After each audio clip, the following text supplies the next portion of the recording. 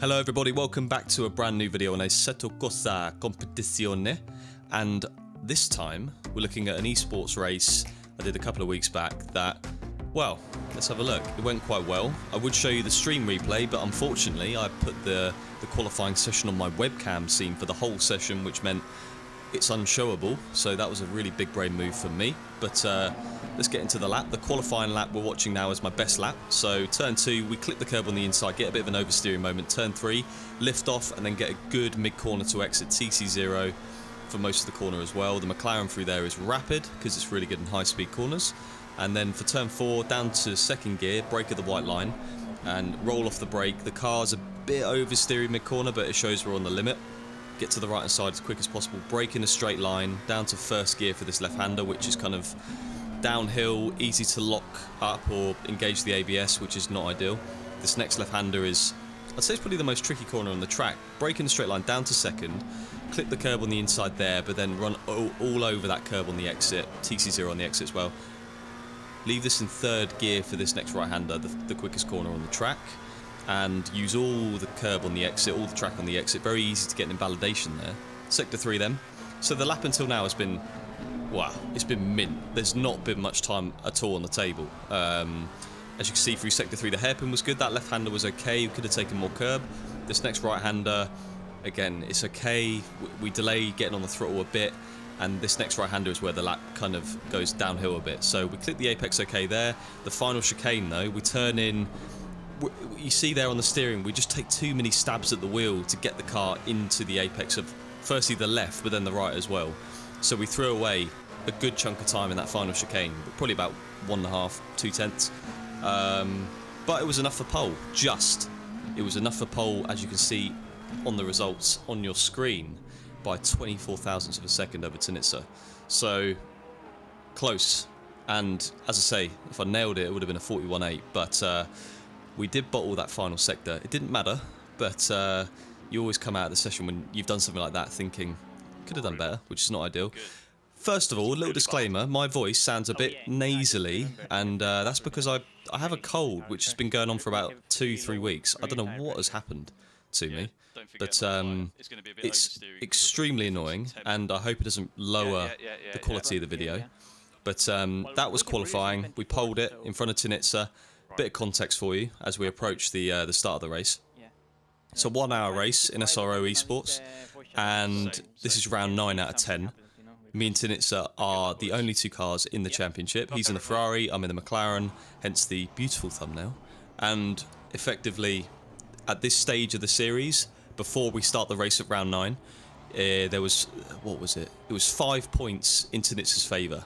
So this is crunch time. It's the same point system as you get in Formula 1. 25 for a win, 18 for second, etc. So as we approach the race start, we're looking at that indicator on our screens, making sure we stay on the right-hand side of the track and wait for that indicator to change. There we go. So we speed up, go into the red zone for a fraction of a second and hold it there, keep the throttle very steady.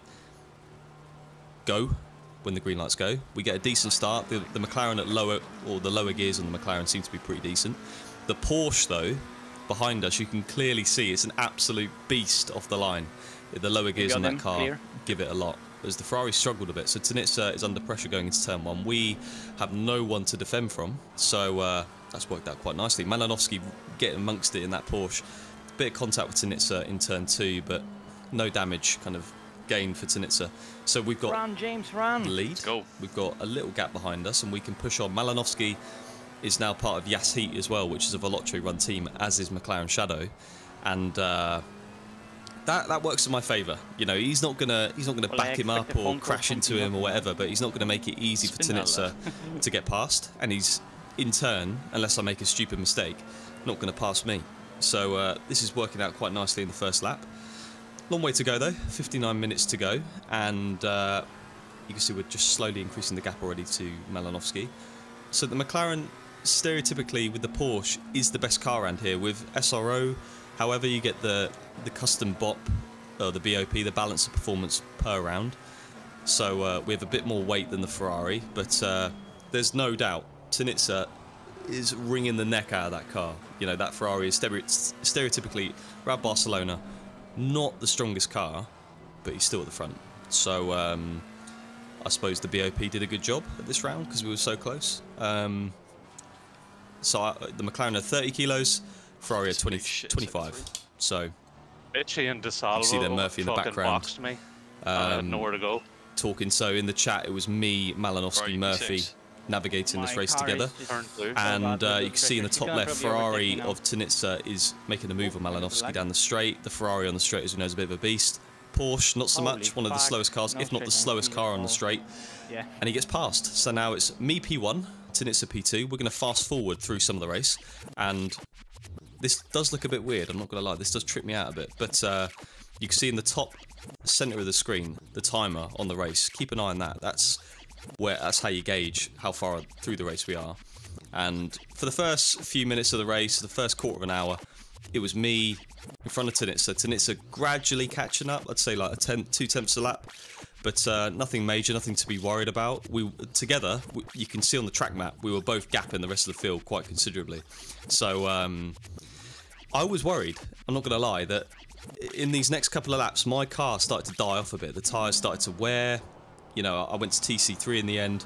The fuel, although it's burning off, the car, the balance, it didn't feel great. But this is what I practiced, and I thought it'd still be more than enough to pull away from the field. However, if Tinitsa didn't exist, that would be true. But he has caught me in the last couple of laps quite a lot. So at this point, I'm worried. I'm thinking the Ferrari's quick on the straight. Is he going to get a good run out of the final corner and just drive straight past me? Fortunately, as we'll see throughout the stint, that's not the case. For whatever reason around this track with the BOP, the McLaren out of the final corner is a bit of a beast in terms of the gearing it has coming out of that corner, the traction it gets, but down the whole straight, maybe towards the end of the straight it struggles a bit, but it's enough to hold off the Ferrari, which I can use to my advantage. What time can you box at? 35? Yeah. Was like, and then we've got Eamon in the background there saying what time can we box. So just reminding you of the pit window in this race. It's one mandatory pit stop, no tyre change necessary, 1 litre of fuel has to go in, and the window is 35 minutes to go to 25 minutes to go, so a 10-minute window. And if you're at the front, you always want to kind of do one thing, one strategy, and that's go out as long as possible and box at the very last minute. So A, you don't come out in traffic, and B, you can overcut people. The undercut in this game doesn't really work because the tyres take a little while to fire up, a lap or two to get the heat and the pressure you want. Whereas in other sims, that's not the case. You know, in R Factor, you always run lowest pressures, and in F1 2021, for example, the undercut works quite well. So it's a bit of a rarity in that sense. But back to the race for a minute. So we're on lap 9. Tinitsa is right on us. If you look at the track map, we've got a solid 5 seconds to P3, Tauscher. So it's very much a 2-horse race, 42 minutes to go. And at this point, I'm thinking, goodness me, it's a long race ahead. He looks quicker than me. The Ferrari is a decent car if you want to overtake because it's got a lot of straight line speed.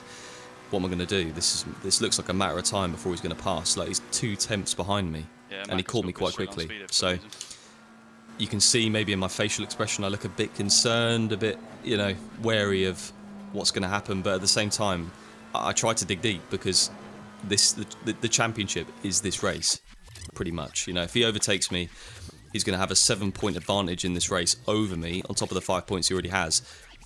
That's going to be hard to overcome in one round at the end. So yeah, I didn't want to let him pass. You know, if it was round 1, I wouldn't make it easy, but if he went for a move, I'd let him go, take the points, and try and get him back at later rounds. But I can't do that. I have to stand my ground as such. But a little theme with the stint: the more it goes on, the more I start to realise that if I don't make a mistake, he physically can't get past fairly. So the more and more that goes on, the more reassurance in my head I have. Although 40 minutes to go, this is probably one of the closest moments of the race where turn 4, he is right on me. I have to defend because he jinxed. I actually fell for the dummy, in fairness. Went to first gear. I kind of delay my throttle input on the exit just so he doesn't get the switch back. So we accelerate at the same time off the corner, and I've got the lead into the next corner. So a bit of pressure from David, which, you know, is stressful to deal with, but we managed to deal with it okay there, and we plunder on through to the next few corners unscathed. And yeah, the cap still 2 temps, and he just hovers there for the whole race, and it's not nice.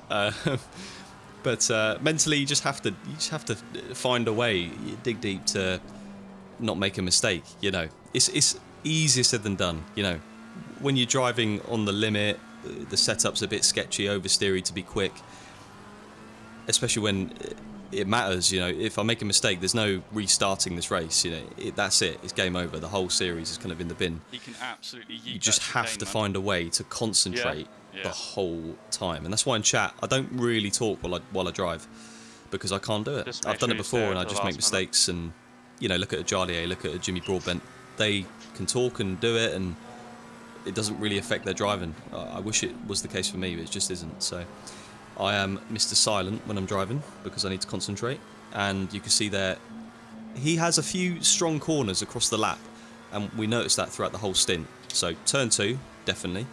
Turn 4, turn 5, and the exit at turn 6 as well. Sector 3, I think we're about level, and then there's a couple of corners elsewhere, like turn 10, turn 3. The faster corners we seem to be able to break away from them, but definitely in Sector 2, for the most part, that Ferrari is on rails. If I looked in quali, actually, I think it was Sector 1 we were quicker, Sector 2 they were quicker, Sector 3 was pretty equal. So just something to... that's something I suppose I took forward into the race, is he's going to be quick here, he's going to be quick there. We'll have to kind of drive accordingly to make sure he's not going to get an opportunity in Sector 2 where he's really strong.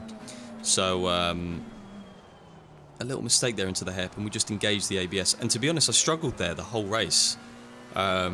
Just engaging the ABS a bit, you know, before we go into the entry of the corner, which makes you run wide, and then you obviously get a bad exit, and you're under pressure going into the left-right after. So yeah, the lap times are good.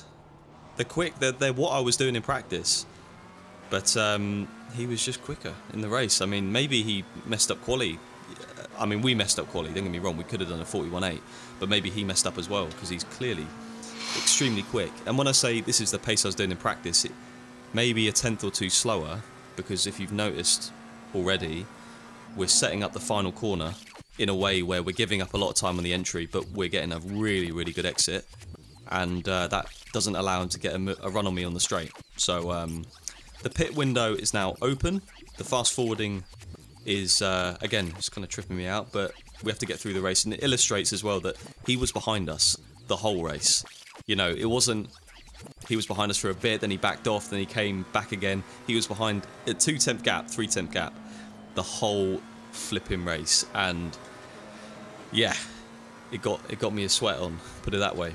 But the gap to P3 now 7.3 seconds, and I'm just going to say, right, it's pretty mad. The drivers we're pulling away from in the cars they're in. So Tauscher in the Porsche, Malinowski in the Porsche. I mean, there's a lot of Porsches there, to be fair, but McCormack in the Merc.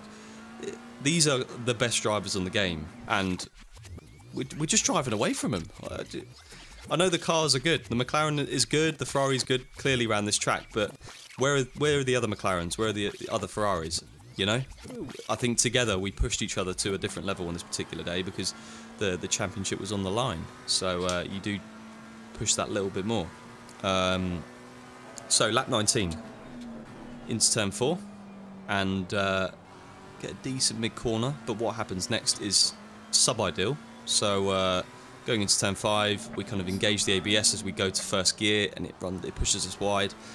He gets a bit of almost a run on us on the exit, but we did kind of salvage that by getting good rotation in the car, getting on the power really quickly, and it's hard. You know, it's a tight track, so with a GT3 car, it is hard to overtake unless you've got a clear advantage on the straight or just a general lap time advantage. But he's right behind us going into the hairpin now, so he might well make a move. He kind of goes, he does a little dummy, and I'm under pressure already, so I defend it. I probably shouldn't defend it, but I defend it. So yeah, sub-ideal, or it's not optimal really because I get a bad exit, and he's on my case. He's giving me a lot of pressure throughout the whole of Sector 3 now, which, yeah, all came from one mistake at the start of Sector 2, so it's a bit of a knock-on effect. So lap 19, and we have to box this lap. The end of the pit window is approaching, so 25 minutes 30 to go, so we would have had 30 seconds more, but we couldn't have done a lap in that time. So this pit stop is extremely tense. So he's right behind us, 2 temps, 3 temps, if that. I have to nail my parking in the pit box. If I overshoot it or undershoot, then I'm going to miss the jacks, and it will delay me by 4 or 5 seconds to get up and put the litre of fuel in and be on our way. So yeah, you can see there I was looking at the keyboard multiple times. Basically, I map the ignition button to I on the keyboard, and then my starter button to S. So I just made sure I had my fingers on the right keys before I did the pit stop. So we're away, just about merging in front of him, so the gap stayed the same. I think we might have pressed the pit exit or the pit limiter button earlier on the exit, because we gained a little bit there. But back to square one. So same tyres, 1 litre more of fuel. The only difference now is the tyres are cooler and lower on pressure. So that could suit one car, one driver, one setup more than the other. And if anything, it suited me, because I was more comfortable than him in those early laps. But when the tyres, after 2 or 3 laps, you see here, you look at the tyre pressures, they're going up. The tyres are going a bit more green as well, so when they get heat into them. So the laps go by, 18 minutes to go, 17 minutes to go, 16 minutes to go. He's still on our case, 2-3 temps every single lap. And this is where it gets interesting, right? Because in those early laps, he's got 40 minutes to do the job. He's quicker. He probably thinks to himself, you know what?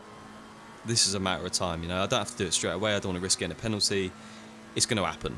And to be honest, even though I was in front, I thought it was going to happen as well. But as the time goes on, that thought process changes from, oh, it's going to happen, don't worry, to, I need to make this happen now.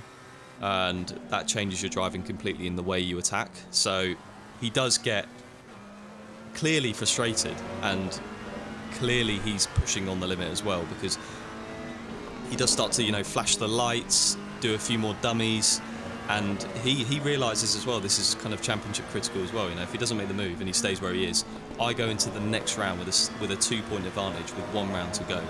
So it just makes things a little bit more uncomfortable for him. So I defend because he's really close going into the hairpin.